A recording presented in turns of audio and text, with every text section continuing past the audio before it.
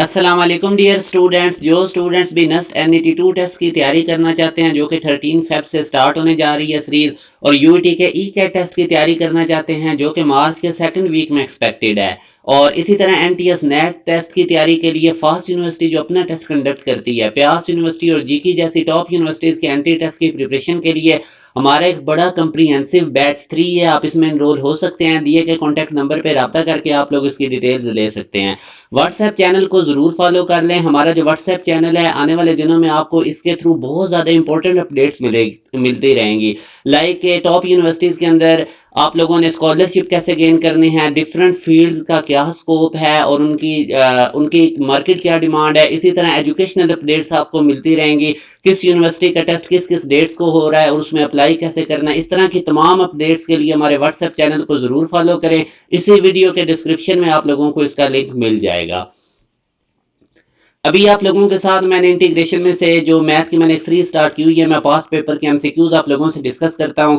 तो ये काफ़ी इंपॉर्टेंट एमसीक्यूज हैं जो नेक्स्ट में यूईटी में फास्ट के एंट्री टेस्ट में आते रहे हैं, तो आप लोगों ने ज़रा इसको केयरफुली देखते रहना है। अभी अब आप देखें यहाँ पे इंटीग्रल का साइन भी है, डेरिवेटिव भी है, तो ये एक दूसरे का इन्वर्स होते हैं। तो इसकी अब वो हमसे इसको जब हम सॉल्व करेंगे तो इंटीग्रेशन और डेरिवेटिव आपस में कैंसिल आउट हो जाएंगे। तो सिंपल हमारे पास जो चीज़ बचेगी वो ln x स्केयर और साइन x ये बचेगा। तो यूँ हमारे पास जो राइट आंसर है वो अल्फा है।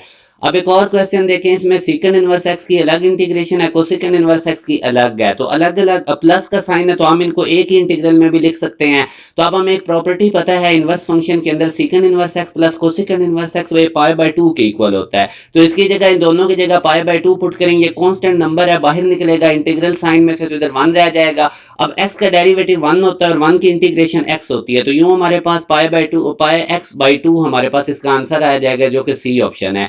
अब इस क्वेश्चन में अगर आप देखें तो ये कांस्टेंट के ऊपर वेरिएबल है। जब कांस्टेंट के ऊपर वेरिएबल हो तो उसको कैसे इंटीग्रेट करते हैं, पहले उसको एज इट इज लिखते हैं, जैसे 3 की power lambda x as it is आएगा, और फिर ये जो बेस है 3 इसके साथ ln लिखते हैं और इससे डिवाइड कर देते हैं। तो ln 3 और साथ में जो पावर होती है उसके डेरिवेटिव से भी डिवाइड करना होता है। अब लैम्डा एक कांस्टेंट नंबर है, x का डेरिवेटिव 1 हो जाएगा, तो लैम्डा x का डेरिवेटिव लैम्डा होगा तो उससे भी डिवाइड करना है। अब आप इसमें अपर और लोअर लिमिट्स प्लग इन कर दें, यानी आप लोगों ने x की जगह लैम्डा 3 पुट कर देना है, तो 1 ओवर लैम्डा ln 3 ये एज इट इज बाहर रहेगा। और ये जो 3 लैम्डा x है इसमें पहले x की जगह ln 3 पुट करें, फिर माइनस का साइन डाल के x में लोअर लिमिट 0 पुट करें, तो 3 की पावर 0 1 हो जाएगी। तो ये हमारे पास आंसर है जो कि हमारे पास डेल्टा ऑप्शन में है। अब ये वाला क्वेश्चन है साइन की पावर 193x और x की पावर 295। तो याद रखें जब हमारे पास लोअर और अपर लिमिट सेम हो और इनका साइन सिर्फ डिफरेंस हो तो फिर आपने चेक करना होता है कि कहीं ये ऑड फंक्शन तो नहीं है। अगर ये ऑड फंक्शन होगा तो आपको इसको सॉल्व करने की जरूरत नहीं, स्ट्रेट फॉरवर्ड इसका आंसर 0 हो जाएगा। तो अब साइन के ऊपर पावर ऑड है और साइन एक्स बताते खुद एक ऑड फंक्शन है, आप एक्स को माइनस एक्स से रिप्लेस करें वो माइनस स्टार्ट में आ जाएगा। ये जो एक्स है इसके ऊपर भी ऑड पावर है, अगर आप इसको माइनस से रिप्लेस करें तो माइनस स्टार्ट में आ जाएगा। तो ये गिवन फंक्शन ऑड है तो इसको सॉल्व करने की जरूरत ही नहीं है, हमारे पास स्ट्रेट फॉरवर्ड इसकी इंटीग्रेशन 0 हो जाएगी। अब अगर आप एक और क्वेश्चन देखें 1 plus cos square over cos square, तो इसको कैसे इंटीग्रेट करेंगे, आप कॉस स्क्वायर से अलग अलग डिवाइड करें, 1 को भी और कॉस स्क्वायर को भी। तो जब अलग अलग डिवाइड करेंगे तो ये 1 over cos square secant square बन जाएगा, कॉस स्क्वायर से कट के 1 बनेगा।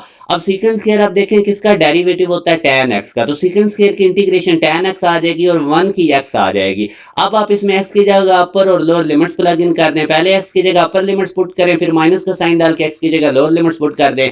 tan पाई/4 1 होता है तो 1 प्लस पाई/4 जो कि सी ऑप्शन में है। अब एक और क्वेश्चन देखिए, इसमें से हमने डिग्री बतानी है, तो डिग्री जो हाईएस्ट डेरिवेटिव होता है उसकी पावर होती है, इसमें से हाईएस्ट डेरिवेटिव ये सेकंड है और इसकी पावर 3 है, तो यूं हमारे पास जो डिग्री बनेगी वो 3 बनेगी। ये मैंने इसकी रीजन भी लिख दी है। नेक्स्ट क्वेश्चन में अब आप देखें कि हमने बताना है कि the centre of the circle represented by, तो इसका हमने सेंटर बताना है, ठीक है। अब आप इसको पहले तो डिफरेंशियल इक्वेशन को सॉल्व कर लें, ये प्लस एक्स राइट साइड पे जाके माइनस एक्स होगा, डी एक्स इससे मल्टीप्लाई होगा, इधर आके प्लस हो जाएगा। तो यूं जब इसको हम एक्स और d x y d y separate करेंगे तो ये फॉर्म बनेगी।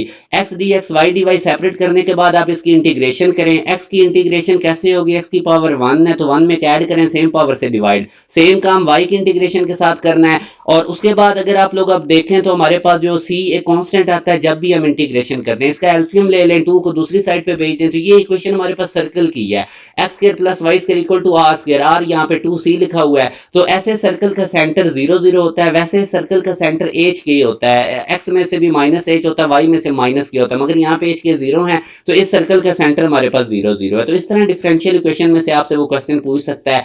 अब एक और क्वेश्चन है the order and degree of differential equation. तो इसमें याद रखें ऑर्डर डिग्री से पहले आपने देख लेना होता है कि पावर 1/2 तो नहीं है, रेडिकल एक्सप्रेशन तो नहीं है, उसको पहले खत्म करना है। तो अब आप देख सकते हैं ये 1/2 पावर है, तो आप इक्वेशन का दोनों तरफ स्क्वायर करें, जब स्क्वायर करेंगे तो 3 का स्क्वायर 6 हो जाएगा और हमारे पास ये जो 1/2 पावर है ये खत्म हो जाएगी। तो अब आप देख लें ये हाईएस्ट डेरिवेटिव यहाँ पे हमारे पास 2 है और हाईएस्ट डेरिवेटिव की डिग्री 6 है, तो 2 6 हमारे पास इसका आंसर आ जाएगा, जो कि डेल्टा ऑप्शन में है कि हमारे पास हाईएस्ट डेरिवेटिव जो है वो 2 है और हमारे पास ऑर्डर यानी 2 है, डिग्री 6 है। अब एक और क्वेश्चन देखें, एफ एक्स डी एक्स हमारे पास इसके इक्वल, इंटीग्रेट करें फंक्शन को तो इसके इक्वल आता है, तो ये फंक्शन क्या होगा? तो ये हमें पता है कि कोसिकेंड एक्स की जो हमारे पास इंटीग्रेशन है उसका फार्मूला होता है, पेज नंबर 125 वाले सारे फार्मूलाज आपने रिकॉल कर लेने हैं। अब ये भी एक इंपॉर्टेंट टाइप का क्वेश्चन है, tan π/4, इसकी हमने इंटीग्रेशन करनी है। अब tan π/4 45 डिग्री होता है, तो आप लोग इस बेसिकली वो tan π/4 यानी 45 डिग्री, tan 45 डिग्री 1 होता है, तो इसकी जगह पे इसकी वैल्यू 1 लिख लिया। 1 की integration with respect to x x c होगी, तो x प्लस सी इसका आंसर आ जाएगा। अब इसमें वो कहता है अल्फा कांस्टेंट है, इसको इंटीग्रेट करें। अब ये कॉट अल्फा, अब ये सारा कांस्टेंट हो जाएगा, इसको आप इंटीग्रल से बाहर निकाल लें और अंदर सिर्फ 1 dy रह जाएगा। तो 1 अब विद रिस्पेक्ट टू y जब इसकी इंटीग्रेशन करेंगे तो y आ जाएगा, तो y कॉट अल्फा, और जब इंटीग्रेशन करें प्लस c आता है, तो यूं हमारे पास c ऑप्शन है। अब एक और क्वेश्चन में देखें, e की power 1 plus ln x dx है, तो आप लोगों ने इस पावर को स्प्लिट कर लेना है, e की पावर 1 और फिर e की पावर ln x। इसी चीज को ऐसे भी लिखा जा सकता है, बेस एक दफा लिखें और ऊपर पावर ऐड कर दें। अब e की पावर 1 कांस्टेंट है, उसको इंटीग्रल से बाहर निकाल दें और e और ln इनवर्स फंक्शन है वो कट के सिंपल x रह जाएगा और x को इंटीग्रेट कर लें, x स्क्वायर ओवर 2 आ जाएगा, तो यूं हमारे पास ये c option is the right answer. एक और क्वेश्चन में देखें, sin p over cos square x dx, तो sin p ये कांस्टेंट है, हमने with respect to x integration करनी है, तो sin p को बाहर निकाल दें, इंटीग्रेशन में 1 ओवर cos स्क्वायर बचेगा जो कि सेकंड स्क्वायर होता है, और सेकंड स्क्वायर अब हमें पता है कि इस किसका डेरिवेटिव होता है, tan x का, तो सेकंड स्क्वायर की इंटीग्रेशन tan x आ जाएगी, साथ sin p था प्लस c करेंगे तो beta is the right answer. अब ये वाला क्वेश्चन देखें, साइन ओवर कॉस की पावर 5x और ये दोनों रूट में है, तो मैं इसको ऐसे भी लिख सकता हूँ, साइन ओवर कॉस की पावर 5 को स्प्लिट करके cos x अलग कर लें और cos की पावर 4 अलग कर लें। अब साइन ओवर cos tan में आ जाएगा, रूट में रहेगा, 1 ओवर cos की पावर 4 रूट से बाहर निकल के 1 ओवर cos स्क्वायर जो कि सेकंड स्क्वायर होता है। अब आप देख सकते हैं tan x फंक्शन है, साथ उसका डेरिवेटिव पड़ा हुआ है, तो फंक्शन के ऊपर पावर रूल लगा दें, पावर में एक ऐड करें, सेम पावर से डिवाइड कर दें, तो 3/2 को हम 2/3 भी लिख सकते हैं और इस tan की पावर 3/2 को ऐसे भी लिख सकते हैं, tan x रूट में डाल के 2/3, ये पावर रिवर्स हो जाएगी, इसका वही मतलब है 3/2, तो यूं हमारे पास beta is the right answer. हमारा अभी बड़ा कंप्रीहेंसिव बैच 3 स्टार्ट है, इसमें हम आपको टॉप 10 यूनिवर्सिटीज के एंट्री टेस्ट के लिए फुली प्रिपेयर कर रहे हैं। आप लोगों को एक सेशन होगा 2.5 मंथ का, फुली प्रिपेयर हो जाएंगे। आप देख सकते हैं मैंने आपकी मोटिवेशन के लिए हमारा जो बैच 2 का टॉपर था, काफी बच्चे 150 प्लस में गए हैं, ओवरऑल टॉप भी नस्टैनिटी 1 में हमारे बच्चे ने किया जिसके 168 मार्क्स आए हैं, प्री इंजीनियरिंग का स्टूडेंट है।